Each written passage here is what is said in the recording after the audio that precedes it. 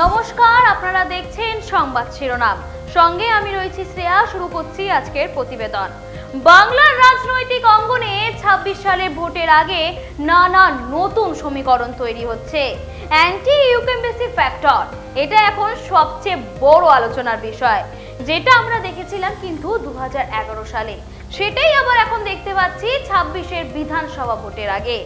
দুর্নীতি, বেকারত্ব, সরকারি কর্মচারীদের ভিতর অসন্তোষ এবং তোষণ রাজনীতি, সব মিলিয়ে মানুষের মধ্যে প্রবল ক্ষোভ জন্মে আছে। শাসক দলের বিরুদ্ধে একটা পরিবর্তনের ইচ্ছা কিন্তু স্পষ্ট চোখে পড়ছে। অন্যদিকে দক্ষিণবঙ্গে বাম ও কংগ্রেস ভোট কিন্তু ক্রমশ ক্ষয়িষ্ণু। তাদের ভোট বেরিয়ে আর বাড়ার সম্ভাবনা কিন্তু একদমই নেই। তাই অনেক ক্ষেত্রে এই ভোটাররা পরিবর্তনের কিন্তু সম্ভাবনা রয়েছে, সেটা আবার বিজেপির দিকেও কিন্তু ঝুঁকতে পারে বলেই সম্ভাবনাটা রয়েছে। This channel does not promote any violence, harmful or illegal activities.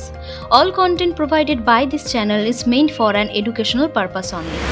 তবে বিজেপির ভিতরের সমস্যা কিন্তু কম নয়।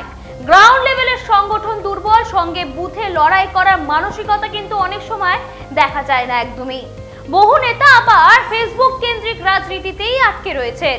এর ফলে মানুষ চাইছে পরিবর্তন, আর সেটা হলেই কিন্তু ক্ষোভটাকে উগড়ে দেবে ভোটে সাধারণ মানুষরা, আর তাতে কিন্তু সমস্যা হতে পারে বিজেপির।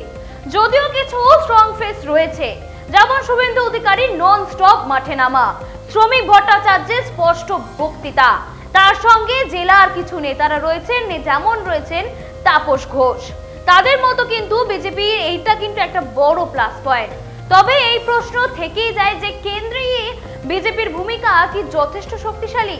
দুর্নীতির মামলা, সিবিআই, ইডি তদন্ত বা তৃণমূলের বিরুদ্ধে আইনক ব্যবস্থা, তাদের কি গাফিলতির অভিযোগ রয়েছে? হীরক রানী দড়ি ধরে মারো টান, দড়ি ধরে মারো টান। তৃণমূল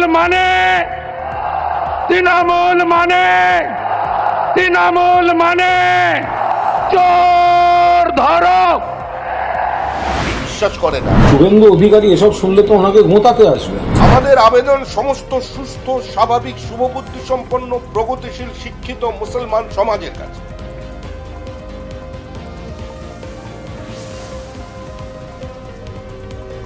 আপনারা বোঝান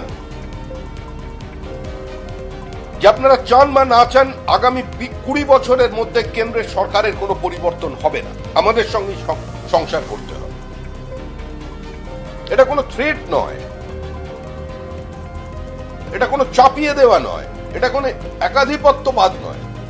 ভারতবর্ষের রাজনৈতিক সমীকরণটা যে জায়গায় পৌঁছে গেছে, ইলেকট্রাল পলিটিক্স সেই জায়গায় এসে।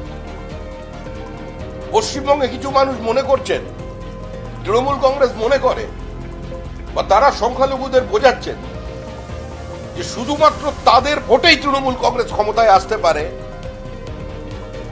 তাহলে একবার তাকিয়ে দেখুন। আমি আবার বলছি, কোনো বিভাজনের রাজনীতিতে বিজেপি বিশ্বাস করে না। একই সাথে কিন্তু প্রচারে ঘাটতিও চোখে পড়ছে। আয়ুষ্মান ভারত, বিদ্যুতের দাম, তেলের দাম নিয়ে কিন্তু ধারাবাহিকভাবে প্রচার হচ্ছে না। তারপর পাড়ার পলিটিক্স, সেখানে কিন্তু ঢোকা অবশ্যই জরুরি।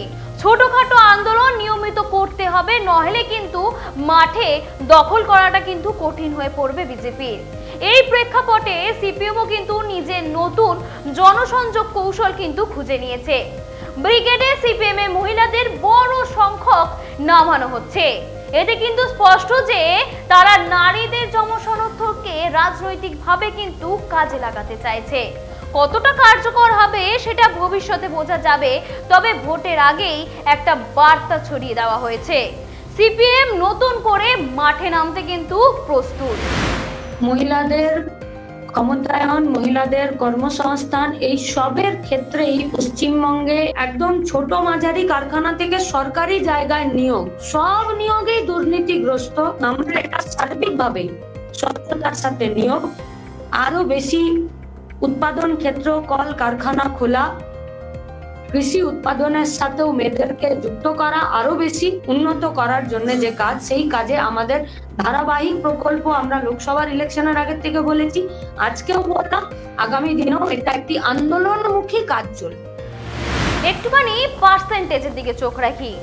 2021 ইলেকশনে 215টি সিটে জিতেছিলেন টিএমসিপি আর 77টা সিট পেয়েছিলেন বিজেপি। তারপর টিএমসি থেকে অনেকেই কিন্তু বিজেপিতে এসে যোগ করেছেন।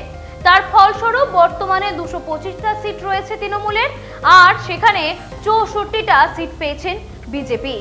এবার সামনে 26-এর বিধানসভা ইলেকশন, আর এই ভোটে এই ইলেকশনের মাধ্যমে কতটা বদলাবে এই সংখ্যাটা সেটা কিন্তু সময় উত্তর দেবে ঠিকই, কিন্তু এখন বড় প্রশ্ন হয়ে দাঁড়িয়েছে বিজেপির সামনে যে কতটা এই সংখ্যা পরিবর্তন করতে পারবেন তারা।